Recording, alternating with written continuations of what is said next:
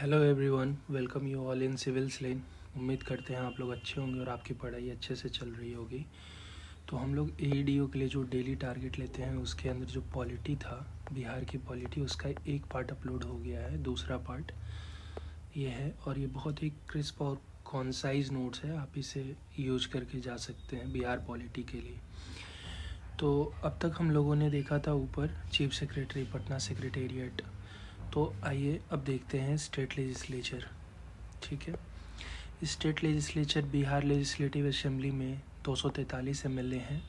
Reserve seat इसमें 38 SC के लिए है और 2 एसटी के लिए है, वो है कटोरिया और बनिहारी। फर्स्ट एक एंग्लो इंडियन होंगे जो कि 104th कॉन्स्टिट्यूशनल अमेंडमेंट जो कि आर्टिकल 334 से रिलेटेड है, उसके बाद वो हट गया है, आपको पता होगा। कंपोजिशन की बात करें तो आर्टिकल 170 में बताया गया है, जिसमें मैक्सिमम 500 और मिनिमम 60 मेंबर होंगे। 3 सेशन होंगे, 15 मिनिस्टर होंगे टोटल एमएलए के जितना होगा उसका। ये 91st कॉन्स्टिट्यूशनल अमेंडमेंट से रिलेटेड है। मिनिमम एज 25 बताई गई है इसके मेंबर होने की। टर्म 5 ईयर होगा और वो एक्सटेंड हो सकता है नेशनल इमरजेंसी के टाइम पे।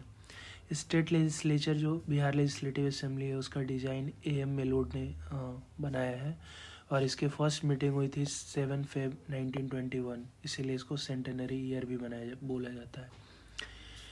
18th असेंबली अभी चल रही है। ठीक है, ध्यान रखिएगा कि इस इलेक्शन के बाद जो असेंबली बनी है वो 18th लेजिस्लेटिव असेंबली है बिहार में और इसके प्रोटेम स्पीकर थे नरेंद्र नारायण यादव। ठीक है, ये आलमगंज कॉन्स्टिट्यूंसी जो मधेपुरा डिस्ट्रिक्ट में है वहाँ से ये जीते थे।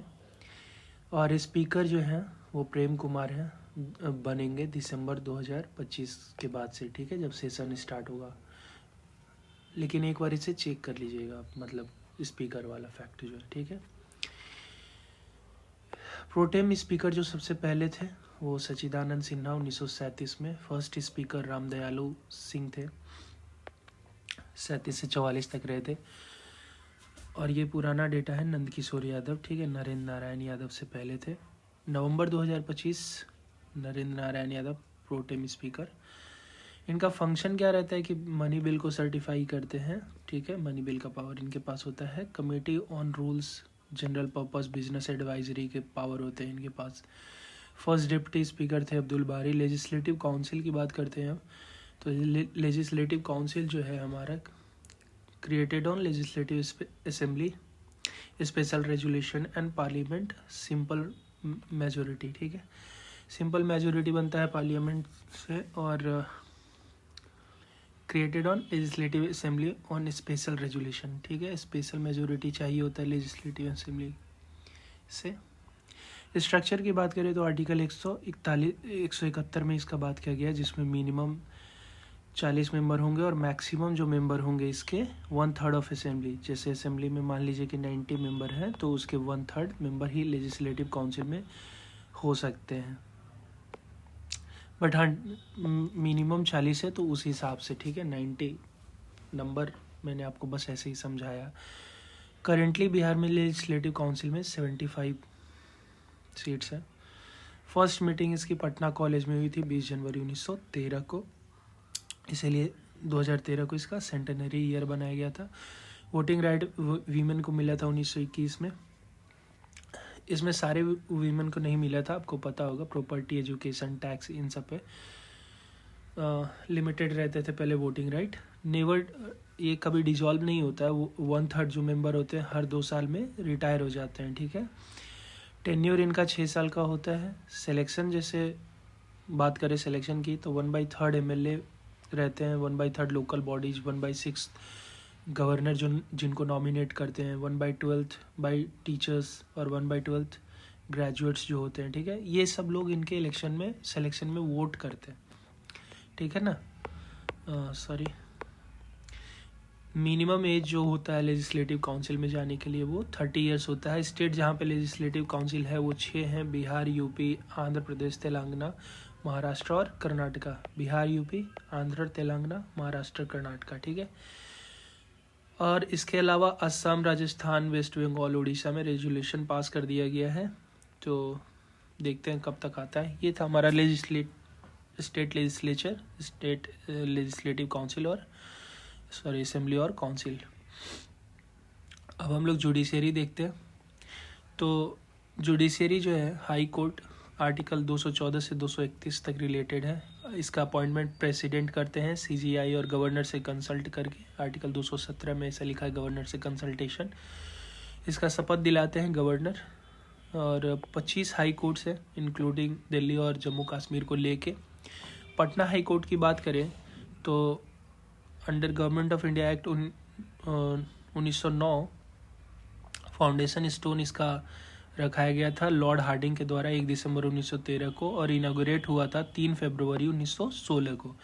इनिशियली जज होते थे इसमें और 6 चीफ जस्टिस होते थे और 6 जजेज होते थे, बट अभी चीफ जस्टिस के अलावा 28 जजेज हैं और 14 एडिशनल जजेज हैं। ठीक है, ये 1948 तक उड़ीसा को भी कवर करता था। रांची सर्किट बेंच था तभी 1972 तक, और इसका कोई रीजनल बेंच नहीं होता था। ठीक है, फर्स्ट चीफ जस्टिस यहाँ के थे एडवर्ड चैम्स चैमियर, और फर्स्ट चीफ जस्टिस इंडिपेंडेंस के बाद बने थे मनमोहन अग्रवाल। ठीक है, 45th जो चीफ जस्टिस थे वो विपुल मनुभाई पंचोली थे।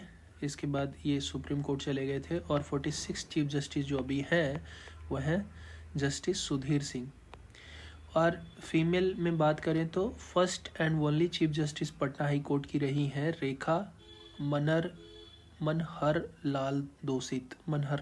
रेखा मनहरलाल दोषित। ठीक है, पीआईएल की बात करें तो हुसैन आरा खातून केस 1979 में, जिसमें 40,000 लोगों को प्रिजनर्स को फ्री किया गया था। आर्टिकल 21 से रिलेटेड है ये। मदर ऑफ पीआईएल बोला जाता है पुष्पा कपिला हिंगोरानी को, लॉयर थी। हुसैन आरा केस से रिलेटेड है ये। और फादर ऑफ पीआईएल बोला जाता है पीएन भगवती जी को। ठीक है, 17th सीजीआई ये थे जो कि 1985 में बने थे। हुसैन आरा केस से रिलेटेड है ये भी। और सुप्रीम कोर्ट के जज थे कृष्ण अय्यर एक, उनको।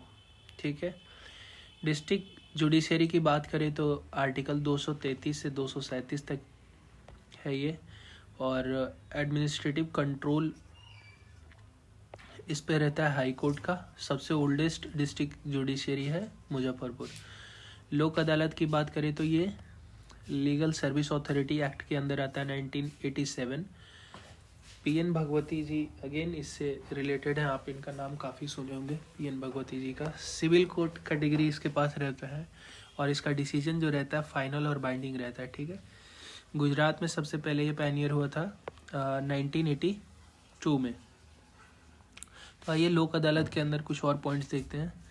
लीगल सर्विस अथॉरिटी एक्ट 1987 इसको स्टैट्यूटरी बैकिंग देता है और ये कॉन्स्टिट्यूशनल मैंडेट पे बेस्ड है। आपको पता होगा फ्री लीगल एड की बात होती है आर्टिकल 39A में।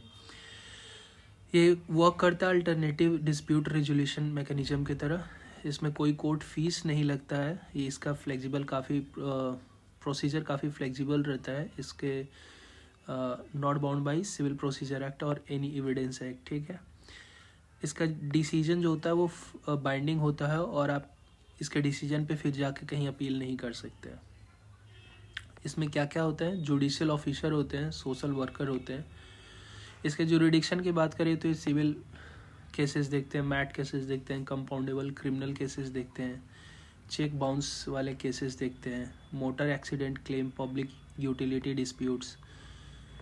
इसका डिस्पोजल रेट काफ़ी है और ये जुडिशरी पे बर्डन कम करता है। ठीक है, लोक आयुक्त की बात करें तो फर्स्ट लोक आयुक्त बने हमारे श्रीधर वासुदेव साहनी जी 1973 में।